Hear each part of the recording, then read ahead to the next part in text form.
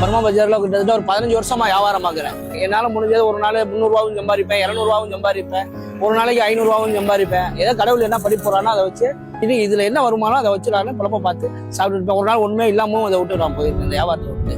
ஆமா, போதுமான அளவு இருந்தாலும் கஷ்டப்பட்டு பிள்ளைகளை படிக்க வைக்கணும். இந்த மாதிரி இனிமேல் போற காலங்களில் பிள்ளைங்க படிச்சாதான் வாழ முடியுங்கிற ஒரு நிர்ணயங்கள் வெளிநாட்டுல போய் நான் கஷ்டப்பட்டு அனுபவப்படுறதுனால உழைப்பு கொடுத்தாலும் படிக்க வச்சுக்கிட்டு இருக்கேன். மெயினிங்கா படிக்க வச்சுக்கிட்டு எனக்கு 58 வயசு ஆயிருச்சு. கடையை விட ஒரு 5% குறைச்சி விற்போம். அங்க 10%னா டிஎஸ்டி எல்லாம் வாடகை, கரண்ட் பில் அதெல்லாம் இருக்கு. நாங்க வெளியே வச்சிருக்கீங்கனால ஒரு 5% எல்லாமே பொதுவான வியாபாரத்துல குறைச்சுதான் வியாபாரம் பார்ப்போம். ஆல் டோட்டல் படியாவே அது நிரந்தரமா அதை ஓடிக்கிட்டு இருக்கிறது வியாபாரம்.